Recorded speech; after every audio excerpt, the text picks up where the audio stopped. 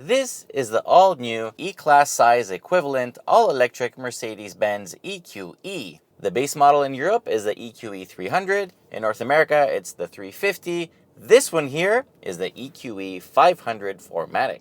That means it is dual motor. It has 4MATIC all-wheel drive. It makes 402 horsepower in total and 633 pound-feet of torque. It is a single-speed automatic, and pedal to the metal, it will hit 60 miles per hour in 4 seconds flat and 100 kilometers an hour in 4.4 as measured 60. with our Dragy. 100. So it is quick. There's no questioning performance. This thing has more than enough power to boogie, and despite the hefty weight, it is very, very powerful.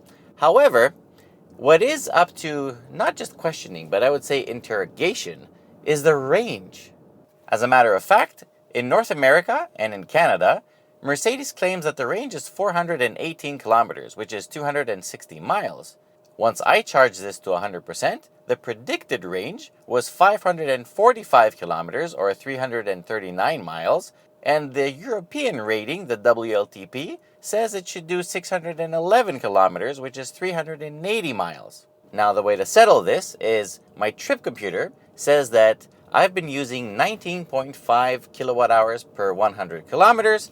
The battery pack is 90.6 kilowatt hours. So if you do the math there, this thing should do, in real life, 465 kilometers or so in summer. So that's a really good range, great efficiency. Anything that's under 20 kilowatt hours per 100 kilometers, I dig it. I really like this EV system. Also, just like the bigger EQS we reviewed recently, this one has 4-wheel steering, which makes it super nimble around town and tight areas. I absolutely love it. What I don't love is how tall the dashboard is. Like, I can barely see over the steering wheel. My seat is all the way down, but look at this. I don't have a lot of headroom. Like how high should I go to be able to see? I mean, I think I'm positioned correctly. The whole thing is just raised up. It's the way they've proportioned everything that I had the same complaint in the EQS. I can't see anything. Like, for the first time, I'm like, where's the curb? I'm not a fan of the brakes either. I don't like the feel or the fact that the car moves the pedal itself in and out while doing regen. It's freaky, it's idiotic, and I don't like it one bit. Also, from 100 kilometers an hour, it stopped in 43 meters, which is not terrible, but it's not the best either. The rest of the car, however, is pretty fantastic. The looks are subjective. I think it looks nice, but not killer nice. The wheels are interesting, but you don't have a frunk, as the front hood doesn't open unless you're a Mercedes technician. For that reason, you get this washing machine style inlet that pops out, but instead of detergent, you put windshield washer fluid. The exterior lights are super fancy and very bright, and clever actually. At night, they light up like crazy, and they can dim certain areas so they don't bother people from the opposite direction. The interior also lights up with really fancy ambient lights. We've beaten that horse dead multiple times, but all modern Mercedeses look like strip joints inside, and this one is no exception. During the day, however, the interior is beautiful. I like all the materials used. The build quality is pretty solid. I don't hear any rattles or squeaks or anything. It's very luxurious. It doesn't have the hyper screen that goes from side to side, but this setup I also like a lot. It's as fancy, I think. And it's not only fancy and pleasing to the eye, but it's also very functional. Both screens have really nice resolution. They're pretty easy to use, minus the little tiny area they have here for enabling CarPlay. It's like they're punishing you. They don't want you to use CarPlay. They want you to use the native infotainment stuff. The seats are superb. They offer massage, heat, cooling. The rear seats also offer heat. And this air quality ionizer thing here with the special filters, it probably works really well because you could smell. It smells very nice and fresh in here. I've tested it many times. Roominess is great. At the front, you have extra storage underneath the dash over here in the middle. Very nice. Ample room for your stuff, cup holders, wireless charging. It's really nice up here, but also in the back, you have really good legroom. Really tall people might find headroom a bit tight, but you know what? If you're over 6'5", then just sit in the front. You get your own climate control and USB ports. Very nice in the back seat. The trunk has a power tailgate, 430 liters of capacity, which is 15.2 cubic feet, and it also has buttons to fold the rear seats. That's pretty nice.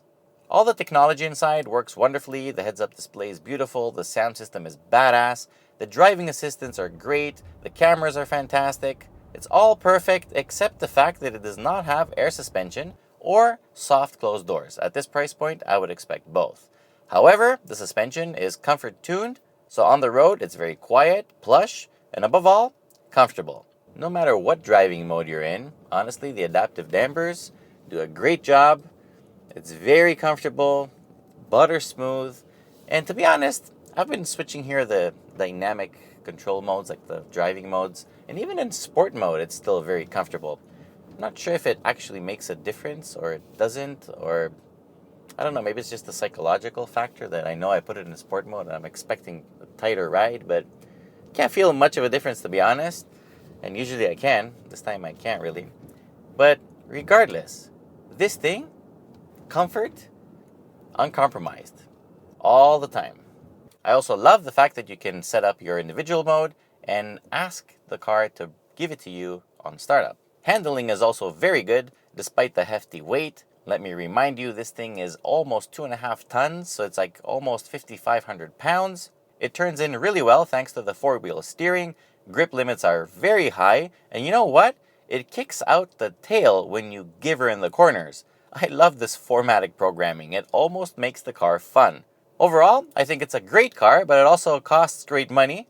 Prices start at 95,000 Canadian dollars here in Canada for the 500 4MATIC. As tested, this one here is over 115,000. In the US, prices are a little bit better. It starts at 86,000, and as tested, it's 95. Obviously, if you want cheaper, you can go for a lesser model. Now, charging at AC supports up to 9.6 kilowatts, and the quick charging DC up to 170 kilowatts. Overall, I have to confess that I like this a lot, and I like the fact that you can do one-pedal driving.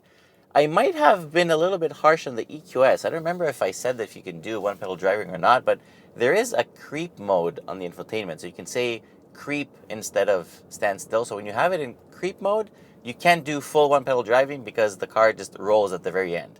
So I'm not sure if I discovered that setting in the EQS, but if it was the same there, then I apologize. You can do one-pedal driving. It's not super aggressive, but when you let go of the gas or throttle, it does eventually completely stop. And not the smoothest, but it's good. I have no complaints. I really like this EV drivetrain. I think it's fantastic. I love its efficiency. I love the power. I like almost everything about it, minus the stupid brake pedal. Like, you could do the regen without moving the pedal because it's confusing as hell. Anyway, I like it a lot. However, at this price point, you can get a lot of cars. So, I mean, this one is definitely one to consider because it's really good. My overall score is going to be 8.8 out of 10. I would love to see soft closed doors, air suspension, and of course, a usable frunk. And by the way, you can also get an AMG model, which is even more powerful and of course more expensive. Anyway, that's pretty much it for today with the 2023 Mercedes-Benz EQE 500 4MATIC. Love it. Nice car. You tell me what you think in the comments, but till next time, be well, subscribe, share the video with your friends. I'll see you later. Bye-bye. Perfect.